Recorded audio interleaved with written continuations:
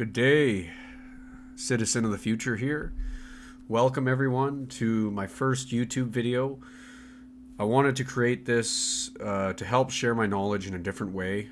Instead of just threads on Twitter all the time, I thought might be easier if I'm explaining it in person. So I'd like to start off. Today I'm going to take a deep dive into some deep regulated partnerships that I've seen towards the XDC network and why I'm bullish, super bullish for the long term. I'm going to start off and say my disclaimer, none of this is expert advice. None of this is investment advice. And it's just my speculation. That's what it is. I'm speculating, and I want to give back to my fellow citizens of the earth by providing this stuff that mainstream media doesn't talk about.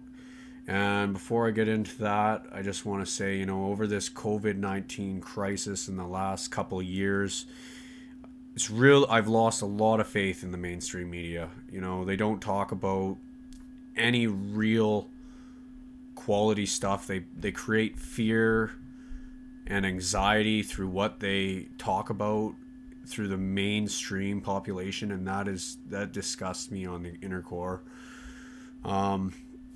Okay, so let's hop into it here. There's a little bit of everything, and these are about regulated partnerships. So it's not like, we're gonna moon tomorrow, win Lambo. No, I'm showing you the foundation of how these regulated markets are built and what I've noticed and what I'm seeing. And none of this is financial advice again. So let's hop into it here. So first things first, talking about XDC Network, and I've created some threads. So if you haven't seen these threads, I will post them in the description, because this isn't the beginning video. I haven't done a beginning video for XDC yet. This is just I want to throw the facts on you of what I see that's super important. And there's a lot. There's so much information to cover, and if you're not researching, if you're just going by this video and you're not opening up Google and looking at some of these partnerships, looking at some of these companies, well, then you're truly not doing yourself a favor. Okay? Spend a couple hours to try and understand this stuff, because these networks are going to grow. They're seedlings right now. And if you can figure out how they work and you can figure out how to make money from them, then you're going to have a little money tree that's going to help you out in the long term. So first things first, a quick revamp about XDC Network. So XDC Network is a blockchain. It's a network of networks. It's an open source blockchain that anyone can build on. It settles within 2 seconds and costs a fraction of a cent. And they're really reforming the trade finance industry. So that's like global shipping industry. And how they're doing that is with digital documents, paperless invoicing. They're an ISO 20022 standard, which is a rich data messaging standard. And what that means is right now, currently at the banks, they can only send a very small amount of information with a wire transfer. They can't attach an invoice. They can't include a bunch of different data points in the messages. So I'm just going to move on now. That's the quick recap. So let's look at, they got Andre Casterman here. And if you don't know who he is, you should know who he is. He's worked with Swift for many years. Here, let's just open up.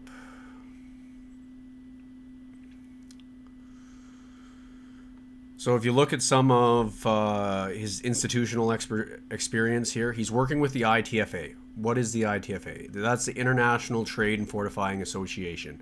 They work with banks worldwide. He's worked with the World Trade Organization. Currently, he's on the board, or he's working with the ICC, International Chamber of Commerce. So I'm not going to get into this anymore. I'm going to pass this on. I just want to show you why he's a very important throughout all this research. keep an eye on Andre, okay? Because he's very important to this network and what he's doing for the global trade industry.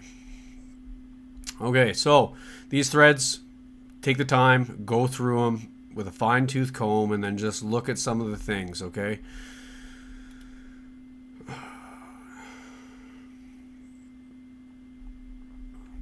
Here's another thread. So I got 3 threads. I got the first main one, I got the second one, which is here, and this is talking about Enigio.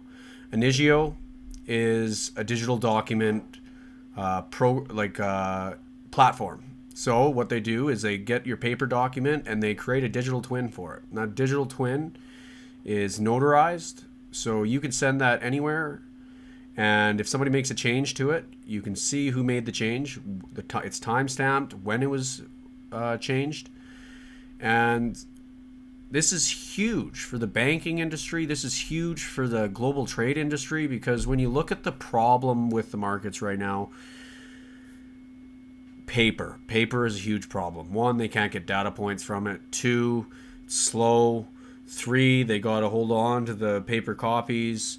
Pain in the ass. Okay, so I'm just going to leave it at that. But just so if you're new to XDC, like, this is just a quick gist before I really get into the things here. Okay, so third one here. So this is the data points that I want to just put in your head.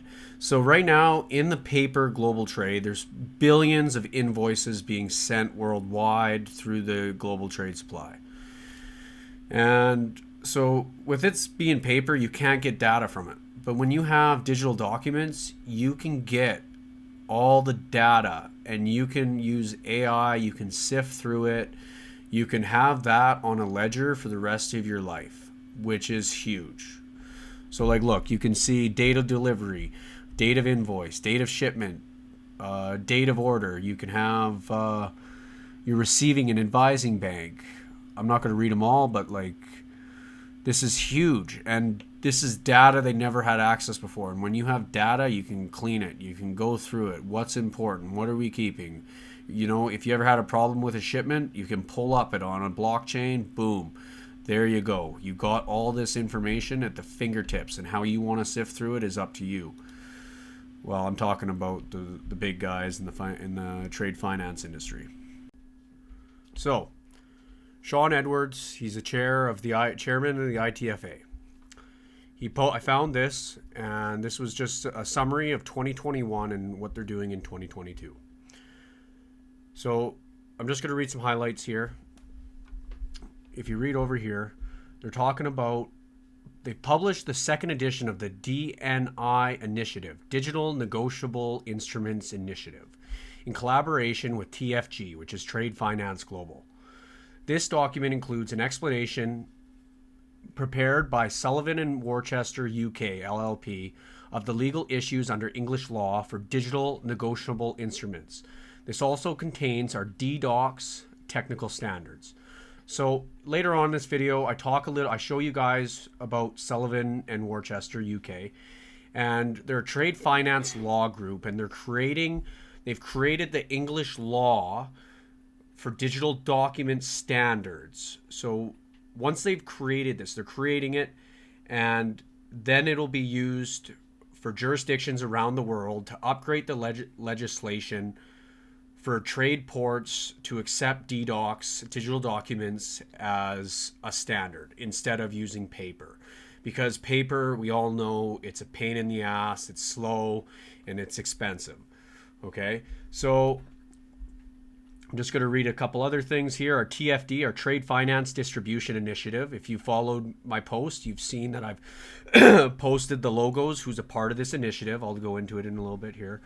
Continues to attract members. This is aimed at digitalizing the distribution of trade assets through a variety of methods enabled by new technology. And then I would like to show you guys something I've worked really hard on for the last couple years. Anytime I find news or articles related to blockchain, I put it in my Cryptoverse Mindmap. So I update it so then I can show you guys, I could show anyone that, hey, we have proof that I've seen this, and I could pull it up easy. So here we go. DNI initiative. So this is it right here. This is my cryptoverse. I'm going to show you. This is Sean Edwards here. So see, it's just a huge map, mind map of stuff that I've seen. So just to show you here, ITFA, you got Andre Casterman, my man, and you got Sean Edwards, board of the ITFA. And then I'm just going to show you guys what the DNI initiative is all about. So we got Enigio. We know Enigio uses XDC for its digital documents. You got TradeFin, and we know they're built on XDC protocol right there. TradeStream, Finastra, China Systems, Sullivan and Worcester right there.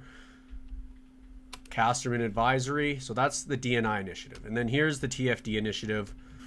So the TFD initiative is through the ITFA. And these are all the partners that are a part of this TFD initiative. So you got ING Bank, you got the ICC, you got Standard Bank, you got Standard Charter, you got World of Account, HSBC, where else? So that's huge. And you know what all these people use? They use XDC Network as their blockchain network for digital invoicing. This is huge. Okay, so all these conglomerates, they're using XDC as a standard, as a digital document standard. Okay, so I'm going to go on here. We have taken over the IITF, Investors in Trade Finance. This, I did some research. This was with the ICC. So now they're taking over a part with the ICC and are relaunching it. This group is working to attract more non-bank investors into trade finance. We will launch a Basel III compliant insurance policy for receivable purchasing facilities.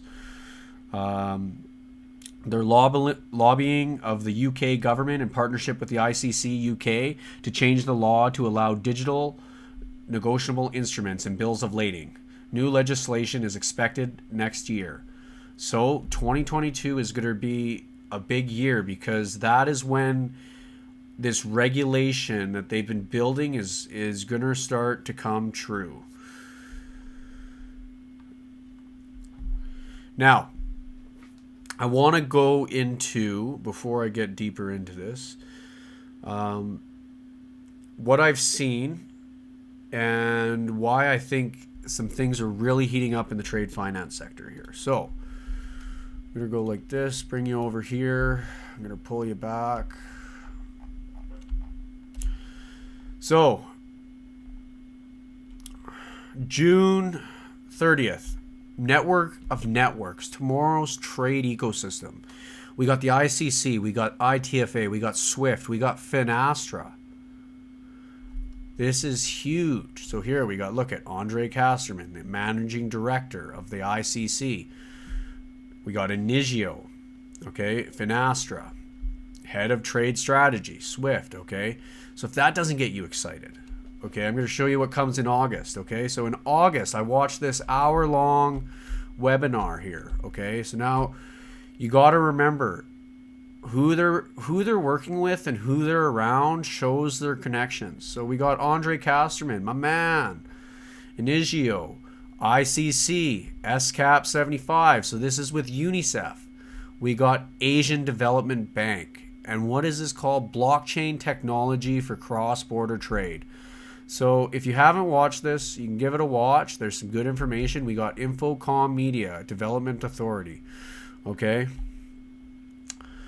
So this is regulated to regulated. So if you're bored, well, that's probably good because this is the regulated side of networks. So we get down to the ICC. Like, you guys probably are like, what the hell is the ICC? Just some other company? If you don't know what the ICC is, well, let me show you something here, okay?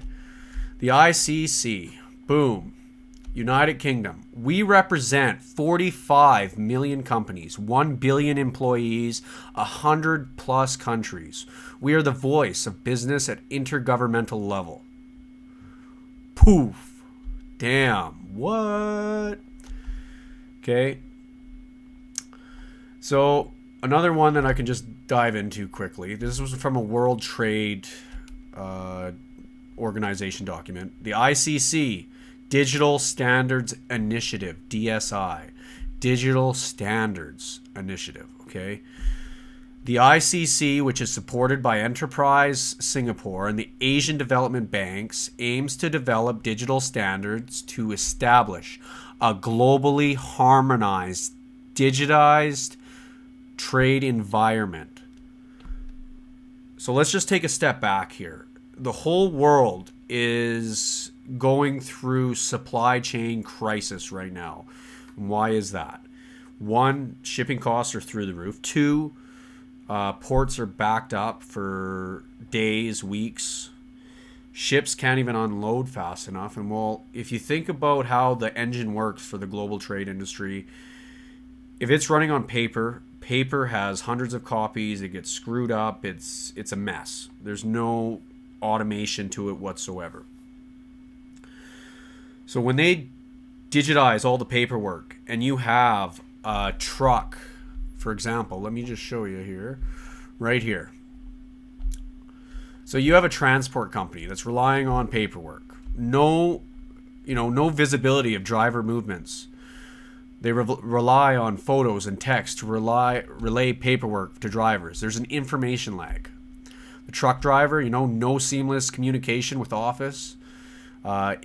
Inefficient entry to destination facilities.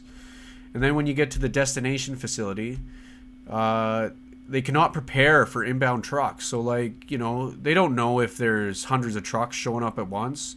So there's a high cost in gate processing, inability to relay instructions to drivers. And it's a mess. So what they're doing is they're digitalizing this. When you have a digital invoice tracked on a blockchain, somebody scans that. So now it's all on a QR code. You have a QR code. Somebody scans that QR code with an app on their phone. It will timestamp it.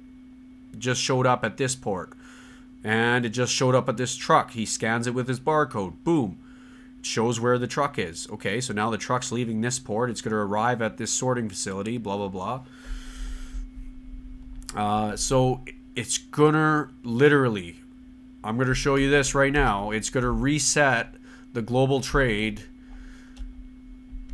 right here. Look at this. ICC. This is what they called it in October 2021. Resetting the global economy. How are they resetting the global economy? Well, let's see. Oh, look at what did Andre say here? September 29th. He's with TradeStream. And it's the future of document examination. And guess what? Here, I took a screenshot for you guys. If we can get over there. The ICC, we know they got billion businesses or whatever. Look at great conversation about blockchain tech for cross-border trade. Ooh, watch that. Damn rights. That gets me excited. And if you like meme coins and you get excited over bullshit, well, me and you are different. So sorry about that. And then look at the partners here. We got Contour, okay? Enigio, Monetago, Trade Finance Global down here. Okay, you got all the ICCs. Now, but what else do you notice in here? Well, I notice, if you've seen my threads before, well, I'm going to take you over here. Just give me a sec. I noticed this. So this is my partnership. So when I research something, I like laying it out to see who they're connected to. Okay, so we got R3 Corda uses XDC for their DASL bridge. They're partnered with Enigio, ITFA. They're partnered with Monetago. Swift is partnered with Monetago. And look at this right here.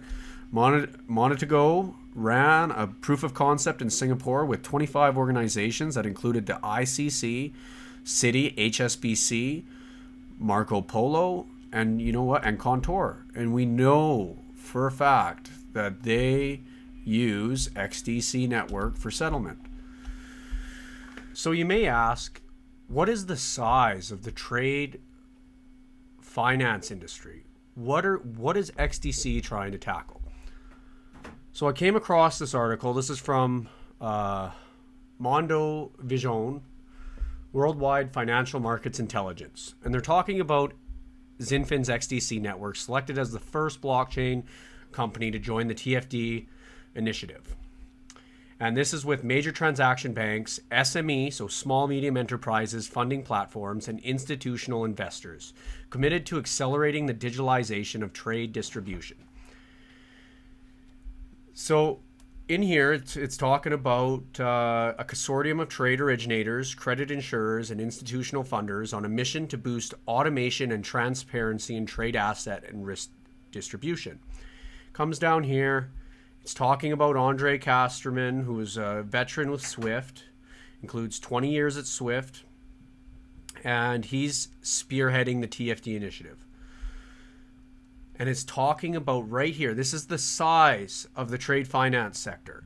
The TFD initiative enables us to bridge the US $19 trillion trade finance asset class with any type of funder through tokenization and digital assets.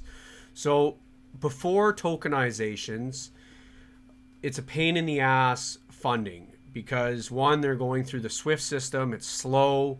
There's no end-to-end tracking.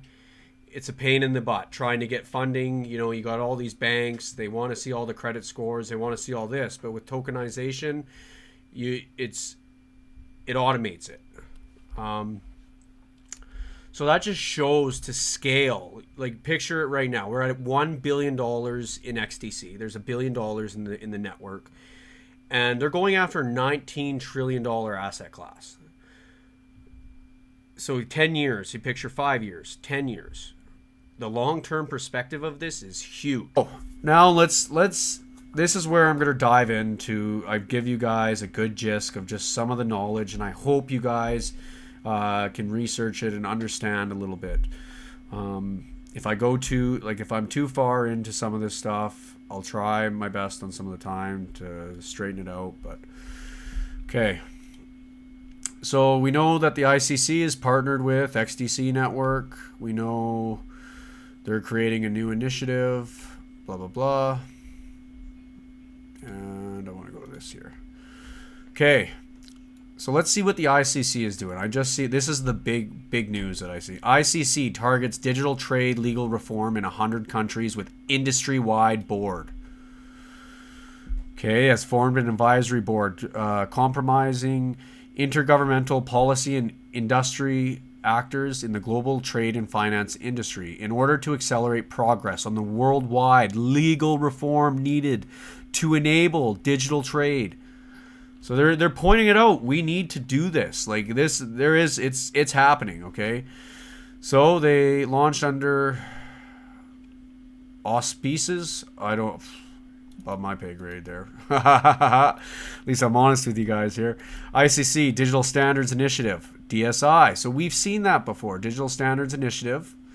Look, we've seen Asian development banks before, and it's what? ITFA. Well, what do you know about the ITFA? I'll show you what we know about the ITFA, right? In straight plain terms, right here. ITFA represents the rights and interests of banks, financial institutions, and service providers involved in trade risk and asset origination and distribution. XDC Network joins the ITFA. So look at that. I just showed you from this ICC, partnered with the ITFA, and this is important right here. I'm giving you a keyword: United Nations Commission on International Trade Law, UNCITRAL. United Nations Commission on International Trade Law. This is the United Nations. They're providing the law for all these jurisdictions worldwide to come up with a digital document standard so they can interoperate. No matter what jurisdiction you're in or what company you're working with, it's a standard that needs to be met. This is huge. Understands that 30 organizations in total have agreed to join the board although these are yet to be announced. So we're waiting. We have made enormous progress on legal harmonization over the last 2 years. The LRAB will play a vital role in helping us scale legal reform. And then they're talking about momentum at the G7. Let's see. I'm just reading here. Okay. And this is a thing that I'm going to get into a little bit right after, once I go through some of this. Is they're talking about this UNCITRAL model law on transferable electronic documents, MLETR. MLETR is the standard for these digital documents to interoperate. That's what I've come up with. So we're going down here. I'm just going to finish this off, see if there's anything else. I'm just skim reading here. He adds that he expects to see upwards of 100 companies getting on board over the course of 2022 and 2023. So some people are like, oh, XDC's price is tanking. Like, oh, it's garbage. There's a difference between quality fundamental analysis and short-term price action. We are in short-term price action right now. Long-term price action is when we will actually see the huge influx, because that's when adoption has come through with a bunch of jurisdictions around the world, and they're using these tokenized networks to move value and through paperless invoicing. Okay. And then this is, I just clicked this link up here. Where is it? Right here. The commitment made this earlier this year. Well, what's that commitment?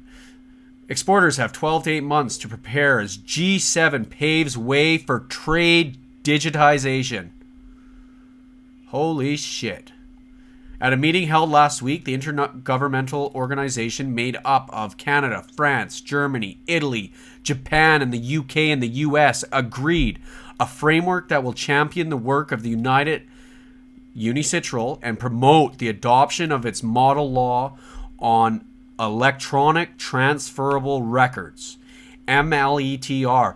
Memorize this. Write this the fuck down somewhere. Pardon my language, but I'm serious, because I'm about to show you paper-based transactions, which will still dominate international trade, are a source of cost, delay, inefficiency, fraud, error, and environmental impact. They're saying it's broken. If you don't get it by now, it's broken. It is our shared view that by enabling businesses to use electronic transferable records, we shall generate efficiencies and economic savings. This will strengthen the resilience of our global economic system and play a crucial role in trade recovery across the G7. Okay. And last year, depths of the ICC called upon governments to enable immediate transition to paperless trading. ICC's putting in a lot of work. These are the companies that, mainstream media isn't talking about, because it is innovation. This is the new stuff. This is what they're covering up with all the COVID. Talk about COVID 24/7, okay? Because they don't want us rich. They don't want us retailer users making money from innovation and these new systems that they're building. I'm just seeing what else is here. The savings can be gained by effectively digitizing all of these trade documents are enormous. According to research carried out by the ICC, digitizing transferable documents in the UK alone will generate $25 billion in new economic growth, boost SME, so small medium enterprise trade, by 25% by 2024. And free up $224 billion in efficiency savings, to $171 billion of this coming from bills of lading alone. $170 billion. And you got to think, 1 billion seconds. 1 billion seconds is equal to 33 years of our life. So you times that in dollars. That is a lot of money, okay? These are numbers that us normal people don't even talk about because it's so huge. Businesses urged to go digital now. And this is the tipping point. These are real, tangible commitments from governments and will transform trade as we know it and drag the trading system into the 21st century. Wow. So, okay, so I see the video's 30 minutes. It takes a lot of time to read through this stuff. So if you're still with me, awesome. And if you can see these connections that I'm laying out right in front of you. So now let me show you what the MLETR stands for. Or, well, let me show you what it looks like. So just before I get into it, there's another network that I looked at. It's called TradeTrust. TradeTrust is a blockchain trade network that's built on the Ethereum network. Here, I'm going to show you down here. TradeTrust. So it's exactly like XDC. Blockchain network used for global trade, invoicing, blah, blah, blah. And you know what I thought was really interesting is I was watching some of their webinars, and like I've spent hundreds of hours researching this stuff because it's to my curious, and I'm solving problems that, you know, that the mainstream are covering up. That's what I'm trying to do here anyhow. Global partnerships. Partner with the ICC. I was like, oh, so if they're partnered with the ICC, the same as XDC, well, is it competition or can they work together? That's the real question. So, TradeTrust Framework. So, right here, in their TradeTrust technology stack, you can see it's interoperable with Ethereum. It's interoperable with Hyperledger. It's interoperable with R3 Corda. Wow. You know what R3 Corda means, right? XDC. Okay. Development standards. So this is the legal harmonization and standards development. UNCITRAL model law, the MLETR. That is the standard for paper invoices, okay? TradeTrust. And then here was another one right here. TradeTrust is a digital utility. It works off of globally accepted standards and frameworks, and it connects governments and businesses to a public blockchain to enable trusted interoperability and exchanges of electronic trade documents. MLETR, legal harmonization. It can connect to other networks because that's the standard. Important to mention, Infocom Media Development Authority, okay? So I did more digging, deep depths of the internet to see what's going on with TradeTrust. Right here. So we got the ICC, and then I also noticed, oh, Standard Charter. Oh, weird. DBS. So what I noticed is with TradeTrust and this MOI, what an MOI is right here, Memorandum of Intent to Accelerate Trade Digitalization Globally. This MOI looks at offering SWIFT's community of more than 11,000 financial institutions and corporates in over 200 countries and territories to be more efficient and cost-effective cross-border paperless trade without the need for multiple bilateral linkages and siloed systems.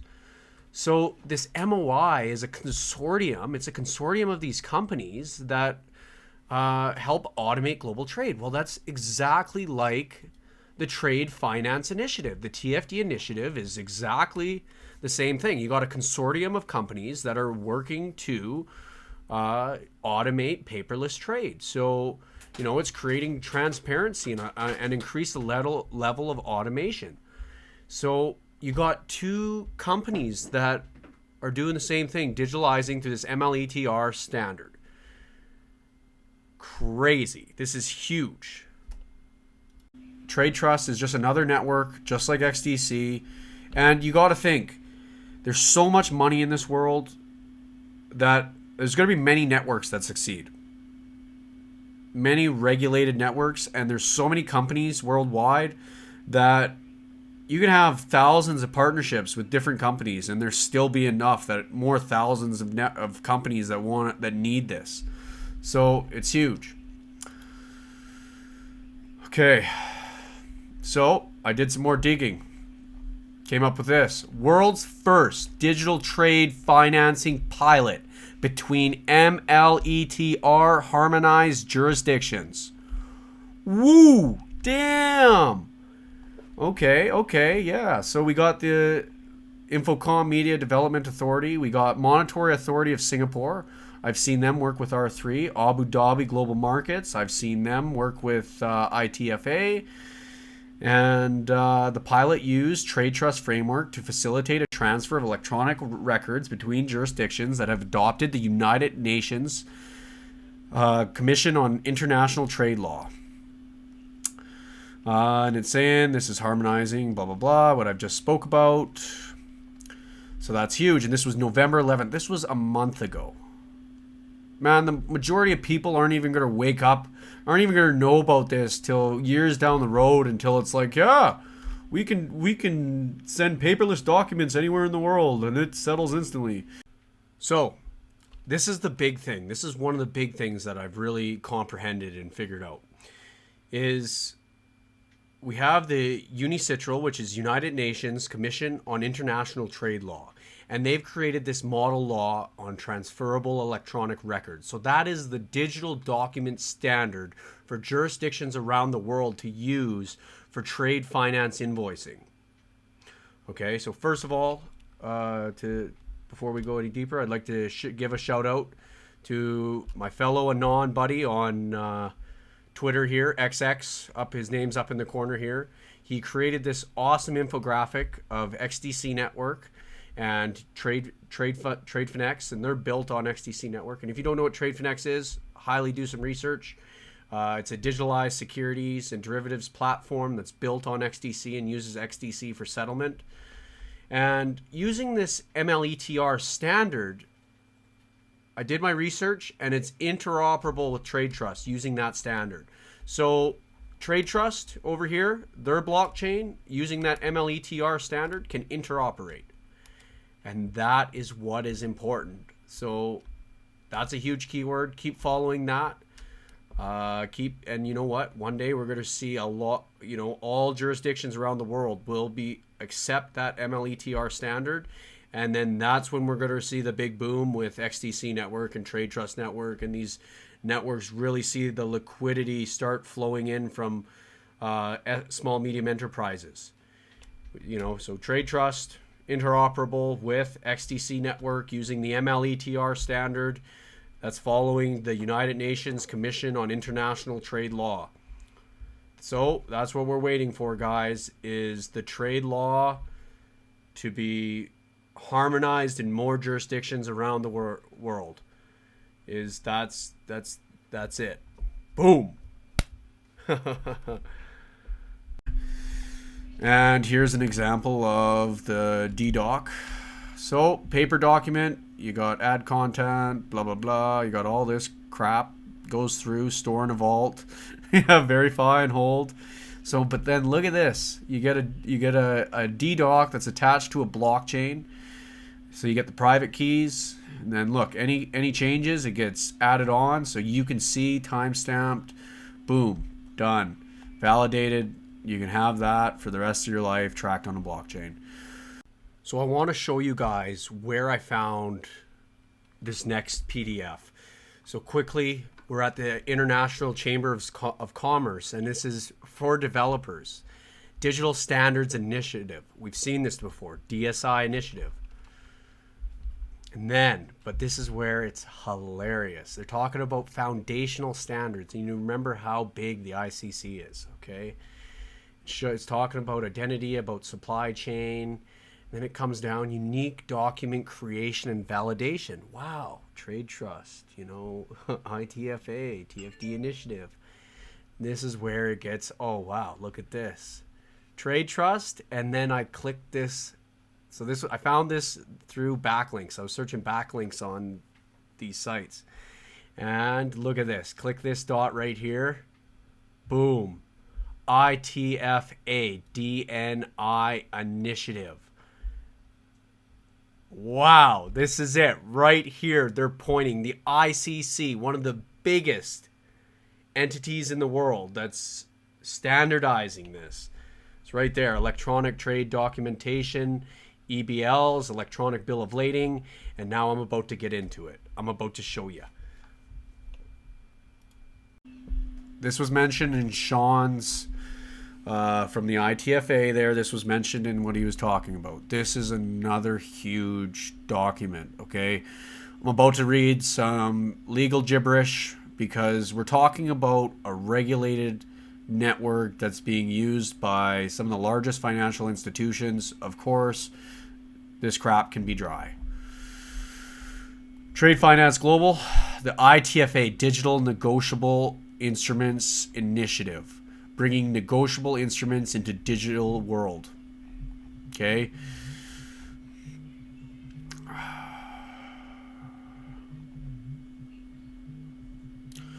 These sections have been written by Andre Casterman.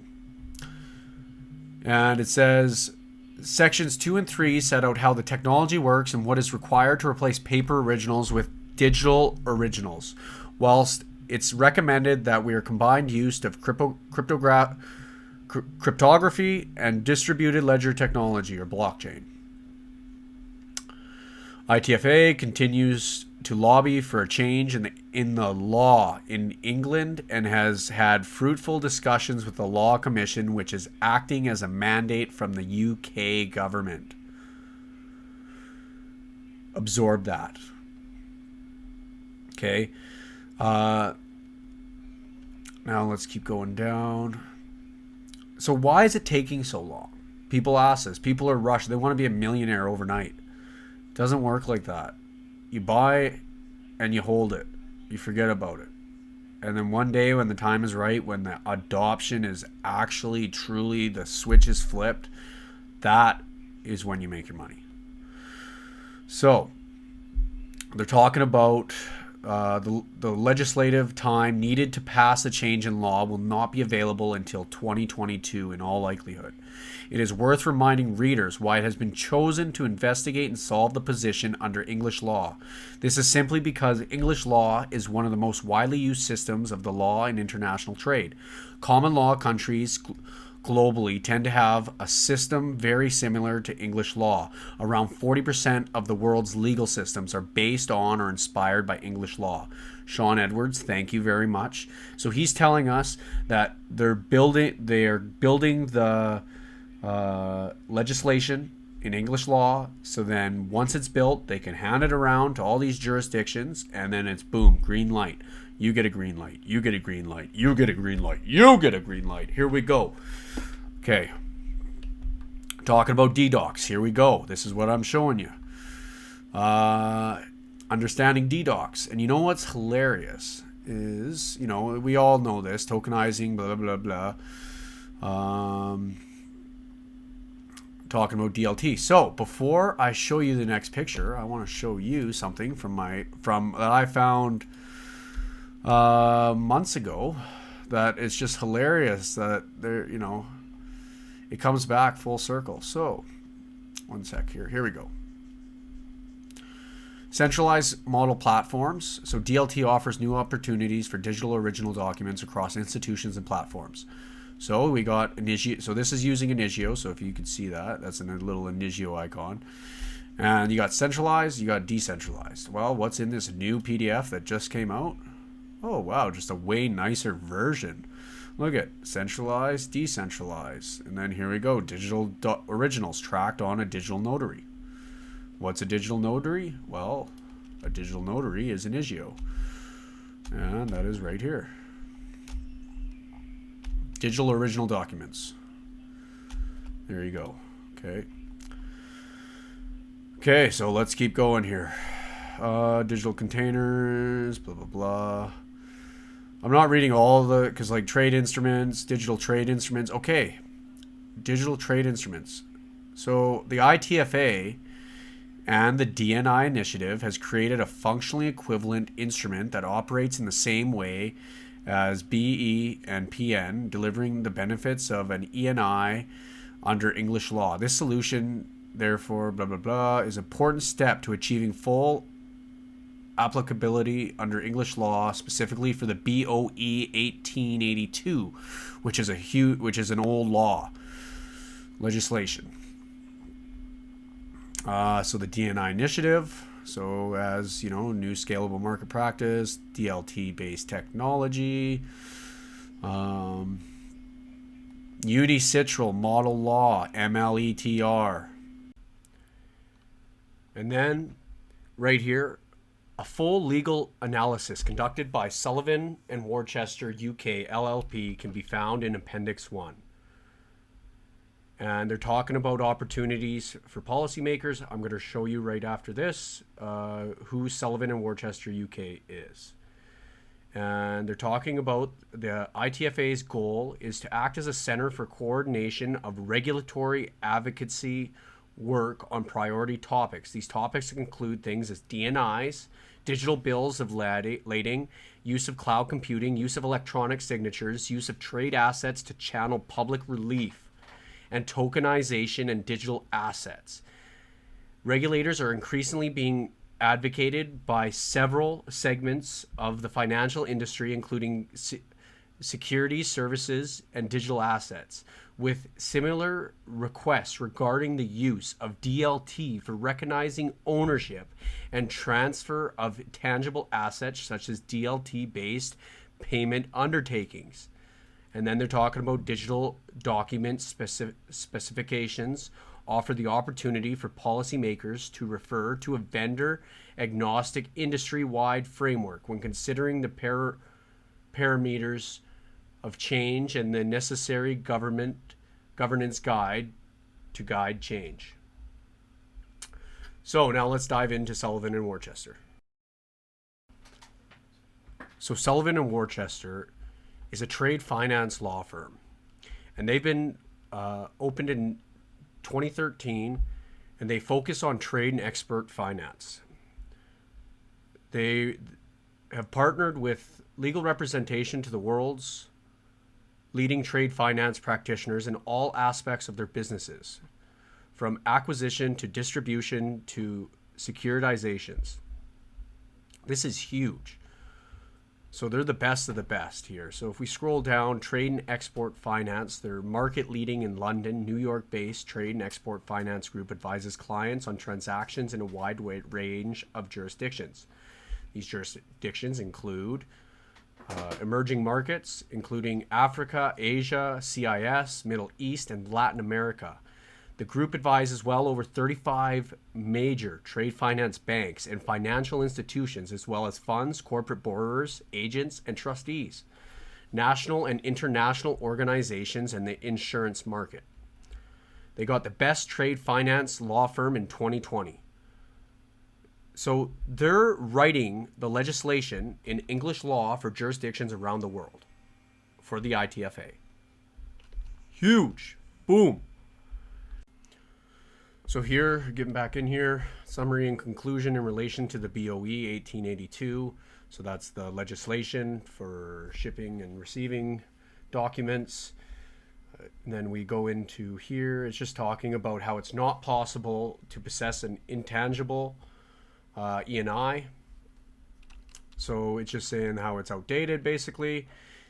Sufficient certainty about delivery of E&Is might be achieved if the UK adopted UNCITRAL MLETR or passed another general e-commerce law that effectively provided the BOE 1882 should be constructed to allow EPNS, electronic promissory notes. So that's just electronic documents. I'm just going to skip through this. There's not really much. It's just legal hibby jabber. And you come down here, and this is where it's important. This last piece right here is important, and I'm about to go over it. Okay, right here, Ministry of Justice, Sean Edwards, ITFA, from the Lord Chandler and Secretary of State of Justice. Let me read this. Dear Sean, thank you for your letter dated March 4th, 2020. Providing a legal framework for electronic transactions is important to provide businesses with the certainty they need. That is why earlier this month I laid before Parliament my response welcoming the Laws Commission's report on the electronic execution of documents. I am committed to ensuring that English law remains world leading and a competitive choice for business. I understand that barriers to digitalization of documents are particularly onerous in international trade. Paperless trade measures are growing in importance for maintaining trade competitiveness, addressing trade and control logistics challenges associated with increased small shipments and e-commerce trade and reducing trade cost. DLT and the deployment of smart contracts have enormous potential as an integrated digital solution to close the trade financing gap. DLT, right here. Are you listening to this?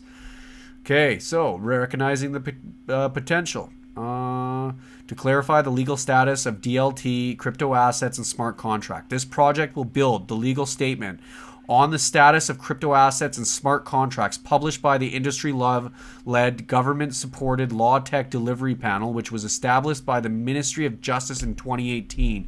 Officials at the Ministry of Justice are currently working on the Law Commission to finalize the scope of this project to start imminently. The project will make recommendations based on comprehensive review of the relevant law in England and Wales, with the overreaching goal that the English law is fit for purpose for the way transactions, including in trade finance, are carried out with the modern digitalized world. The Law Commission will consult widely with businesses, experts, and other stakeholders during this project, which is expected to be completed in 2021. I am encouraged by your assurance of the support of financial institutions from the UK and overseas. I wholeheartedly encourage the ITFA and its members to engage with the Law Commission's work in these important area. Yours truly, Robert Buckland, ITFA Trade Finance Global. Deep. Deep, okay? Okay, guys, so after reading that last document, I then found this document, okay? This is from the G7, United Kingdom.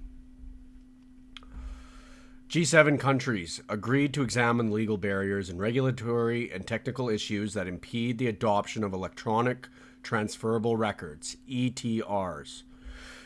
As a result of the domestic scoping exercises and a G7-wide expert meeting, the UK G7 presidency has identified key issues for countries to consider in order to enable and increase industry adoption of electronic transferable records.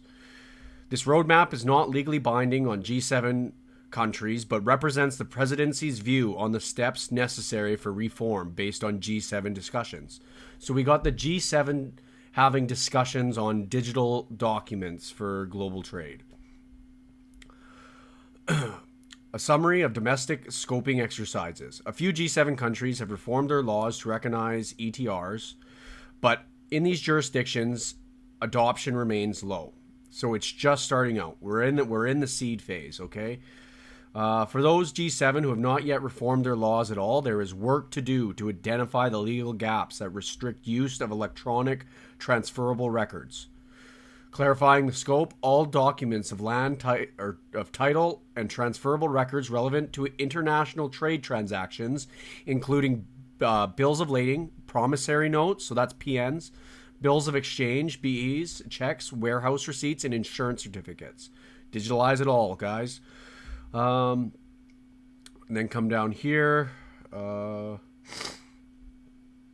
Clear guidance to the private sector to address market uncertainty. So right now, we all know there's no regulatory, like it's very gray area, right? Businesses want to get involved, but they can't because there's no clarity. Thank you, SEC in America. So UNCITRAL, Working Group 5, MLETR, and the International Chamber of Commerce, DSI, Digital Standard Initiatives. That's like the DNI, the Digital Negotiable Instruments or whatever. One sec here. G7 countries should ensure that laws are technologically neutral. UNCITRAL, MLETR, digital signatures, promote and support legal reform internationally. Let's see. The World Trade Organization, I've seen them. We've seen them talk about XinFin, XDC Network, TradeTrust. A lot of these trades are meeting that standard. So default option does not remain paper, so they want to get away from the paper because it's, you know, once you go move to a blockchain, it's trackable for life. No more, it's automation to the system. So yeah, that's what I wanted to finish this video off with. And thank you guys for watching. I hope you guys have found some sort of use into some of this information. I know it's it might be dry, but when you follow the legal and the law, and you see what they're doing and what they're creating and the automation, it's pretty. I find it pretty interesting, and that's why I want to share it, because nobody in the mainstream is talking about it. You know, XDC Network is not on any major tier 1 exchanges, and I think it's because, you know, they're waiting until the network's ready. The banks got their bags, and the adoption is ready to be set. So I hope you guys have a great day, citizens of the future. Until next time, like, comment, subscribe, whatever you want to do. Leave some feedback and let me know how this was. Cheers.